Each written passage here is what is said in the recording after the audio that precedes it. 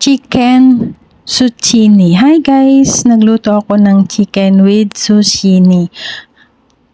Ayan guys, naggisa tayo ng bawang sibuyas and then luya.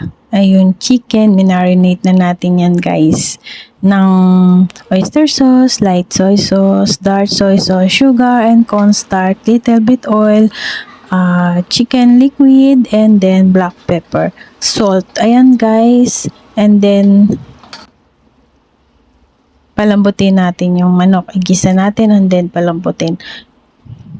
Malambot na yung guys, yung ating zucchini ay pinakuluan natin yun guys. At ihalo ko lang dyan sa ating chicken. Ayan guys, i-mix lang natin yan guys sa chicken. Sobrang easy lang po yung pagluto ng food nila.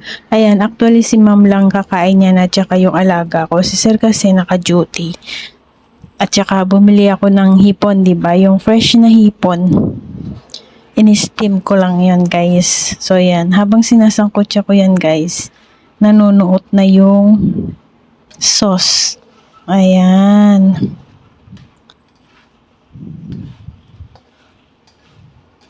So yun guys, pinatuyuan ko talaga yan ng sauce para lumapot yung sabaw. Yung kanyang sauce niya. Para walang sabaw talaga, as in.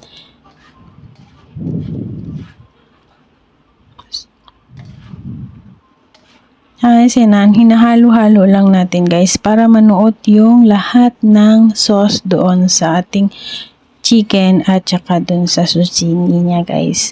Di ko na po yan inad ng another ingredients or seasoning kasi nandun na po lahat sa chicken. Ayan po yung in-steam kong hipon na binili ko na $40. Yan, steam lang yan guys. I hope you like this video. Please give me thumbs up, like, shares, and comment down below. Thank you so much, Miss Ayusin mo here. See you to my next video. I hope na mga kaayos ay ayos lang po kayo dyan saan man sulok ng mundo. And I pray na okay lang po tayo. Keep safe everyone. Be happy and smile. Thank you. Bye-bye. And God bless. So ito may luluto din ako dito na recipe. Zucchini din yan. Mushroom zucchini. Yan guys.